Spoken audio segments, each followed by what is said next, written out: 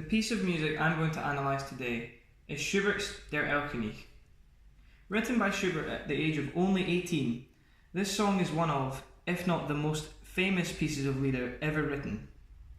The story told in the song is straight out of German folklore, where the horrifyingly ghoulish elf king is attempting to steal the soul of a little boy who is travelling through a wood with his father on horseback. He attempts to entice the boy with charm and offers desirable gifts such as golden garments and the chance to be sung to sleep every evening.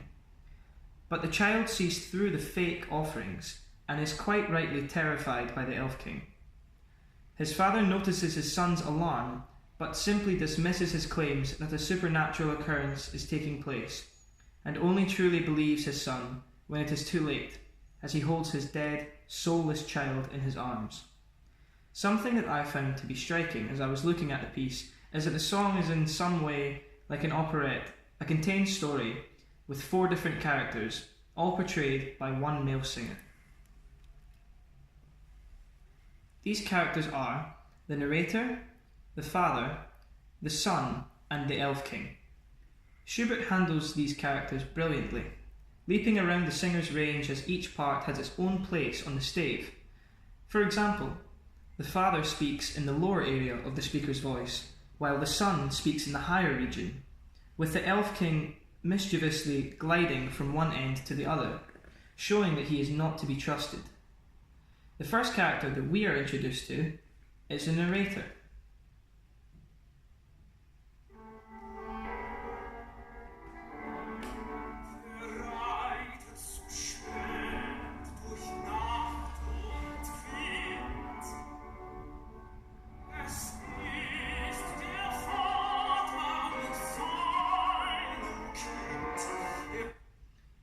They pose a question to the audience, asking in a minor key, "Who is that riding through the night?"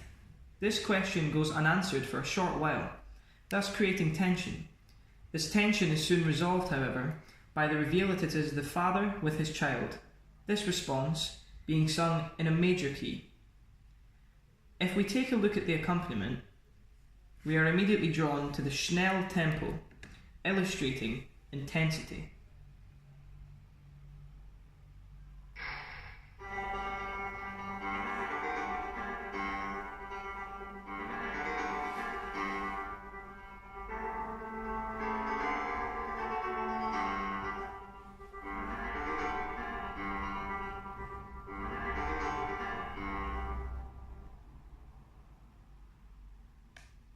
We can see that there is a triplet motion in the piano right hand. This motion is present throughout the piece at all times, except for when the elf king is speaking, and represents the galloping hooves of the horse, which is carrying the father and son home. In the left hand of the piano, there is a theme that is also present throughout. An interesting aspect of Der Erlkonig is Schubert's use of many different keys. Beginning in G minor, the piece gradually moves from key to key, with each key being increasingly foreign to its predecessor, as the situation in the story becomes increasingly grave. By the piece's climax, the music has found itself wandering to the most foreign key possible in relation to G minor, when viewed on the circle of fifths, to the key of C sharp minor. It should be noted that Schubert does not simply move between keys for the sake of it, but instead he changes key when the story requires it, based on the various characters' mood. An example of this is when the father first asks the son, "Mein Sohn, was birgst du so bang dein Gesicht?" meaning, "Son, why do you hide your face?" As the father is obviously concerned for his son's well-being at this point in the story, the music is in a minor key. The son replies in a minor key, "Siehst Vater du den Erlkonig nicht?" meaning, "Father, see you not the Erlking?"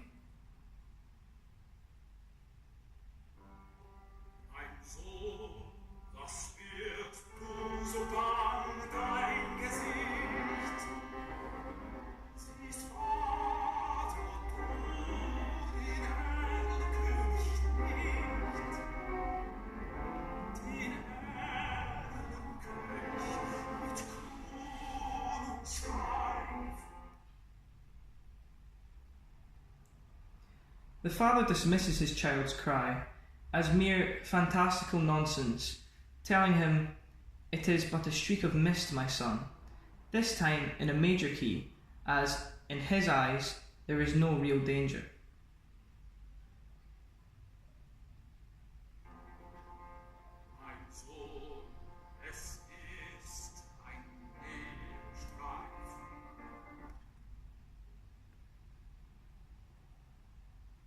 This happens throughout the piece, but by the time the music is completely consumed by minor tonality, it is already too late.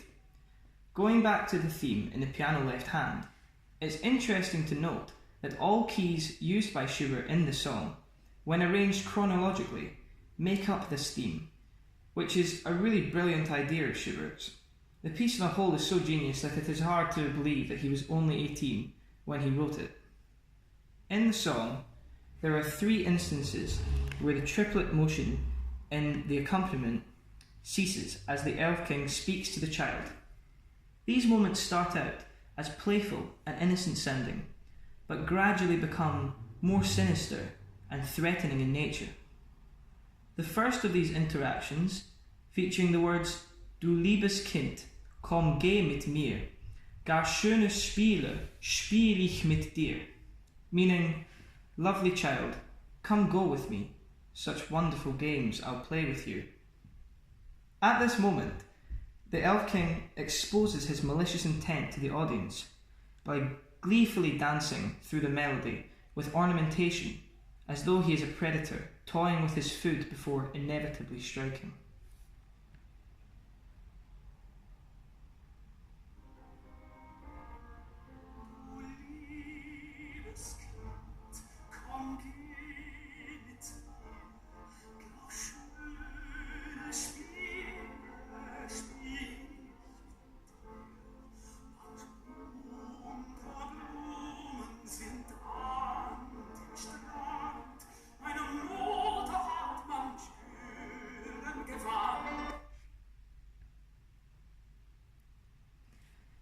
The final moment in which the Erlkonig sings sees the Elf King grow impatient, as his many attempts to entice the child to join him fail.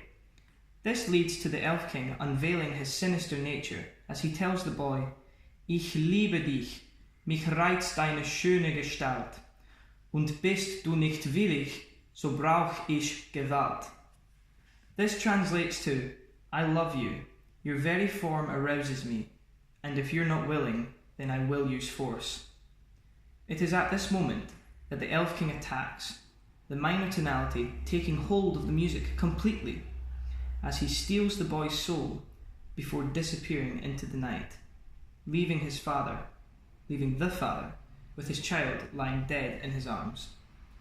The father does not realize what has happened to his child until they reach their home, and as the triplet motion in the accompaniment ceases, as the horse's hooves come to rest, he realizes the error of his ways in not trusting his child.